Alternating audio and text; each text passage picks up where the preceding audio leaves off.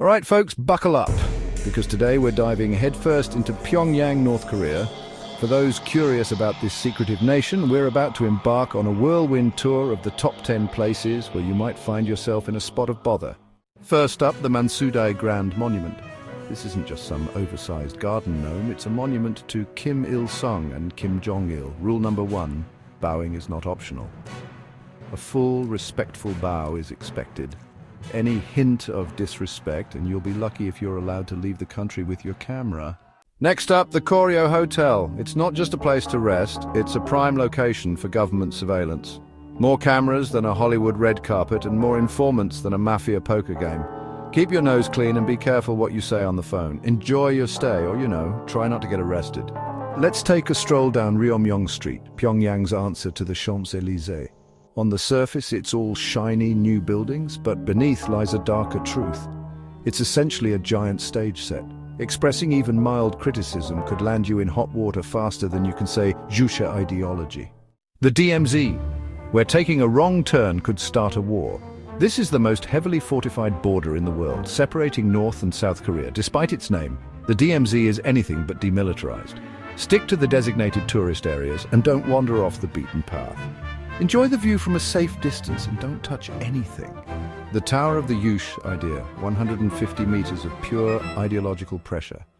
This towering obelisk embodies the strength and resilience of the Juche spirit. Watch your mouth and dress respectfully. No jokes about the tower's design or snide remarks about Juche ideology. Think of it as a job interview for the position of non-threatening foreigner. The Pyongyang Metro. Where every commute is a performance, the Pyongyang Metro is less a mode of transportation and more a carefully choreographed performance. You're part of the show, so know your lines and hit your marks. No gawking at propaganda posters or complaining about the lack of air conditioning. And don't even think about taking pictures without express permission. Welcome to Kim Il-sung Square, Pyongyang's answer to Times Square.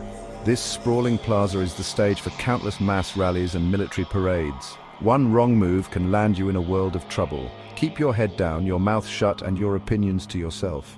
Think of it as a giant game of red light, green light, where the stakes are much higher. Here, the towering statue of Kim Il-sung watches over everyone, a constant reminder of the regime's omnipresence. Tourists might find it fascinating, but for the locals, it's a daily reality. The square is not just a place for grand displays of power, it's also a space where everyday life unfolds under watchful eyes.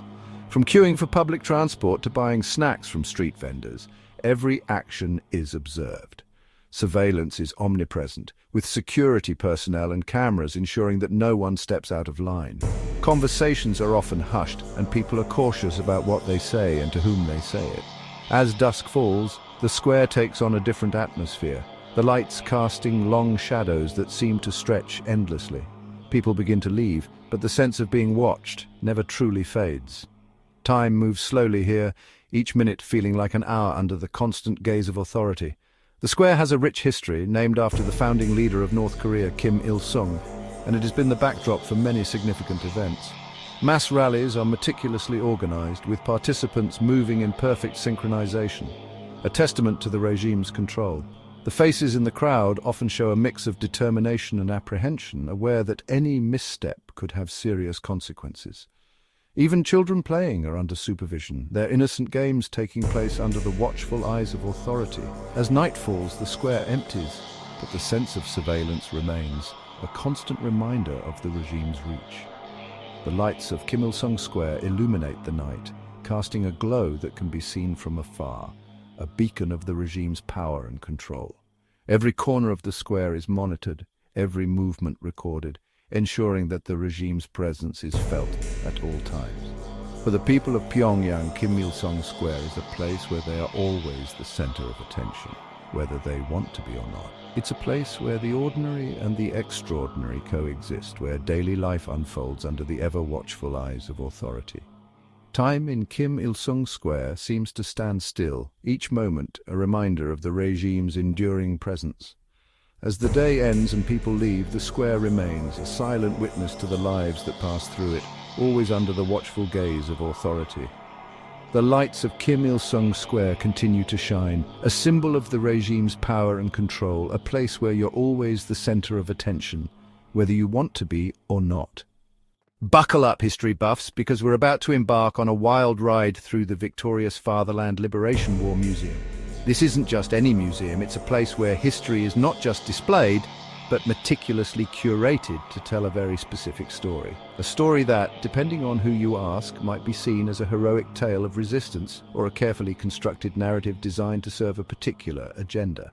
This museum offers a unique interpretation of the Korean War. Here, the conflict is portrayed not just as a battle between North and South Korea, but as a grand struggle against imperialist forces. The exhibits are filled with artifacts, documents, and multimedia presentations that paint a vivid picture of bravery and sacrifice.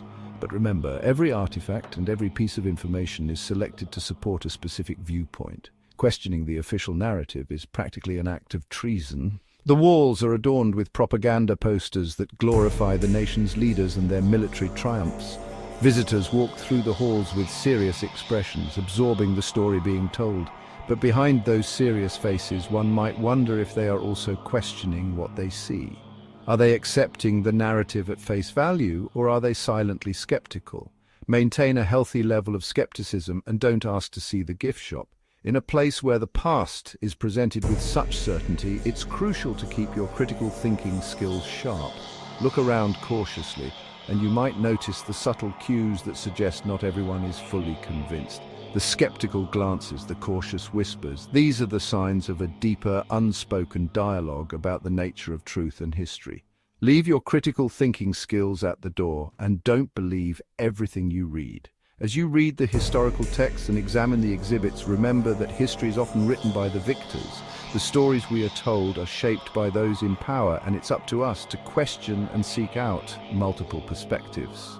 So, as you walk through the museum, take in the displays, but also take a moment to reflect on the broader context. What other stories might be out there waiting to be discovered? What voices are missing from this narrative? In the end, history is not just about the past, it's about how we understand and interpret it in the present. Next up, the Pyongyang Arch of Triumph. This grand structure stands as a testament to the resilience and pride of the North Korean people. Built in 1982 to commemorate the Korean resistance to Japanese rule from 1925 to 1945, it is a symbol of the country's unwavering spirit and determination.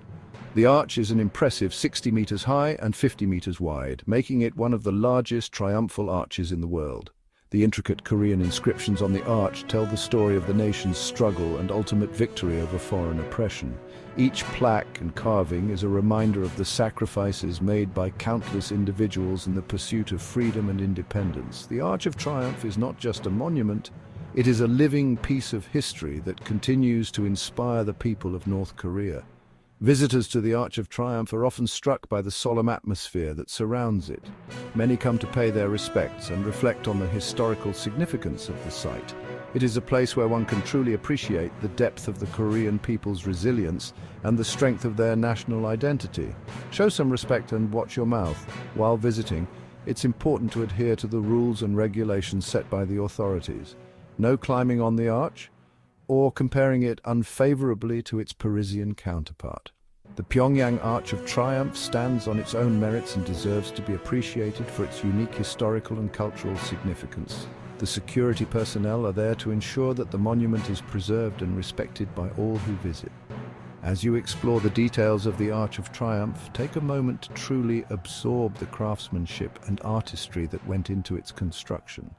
It's a monument to Korean resilience and a good place to brush up on your act like your impressed face.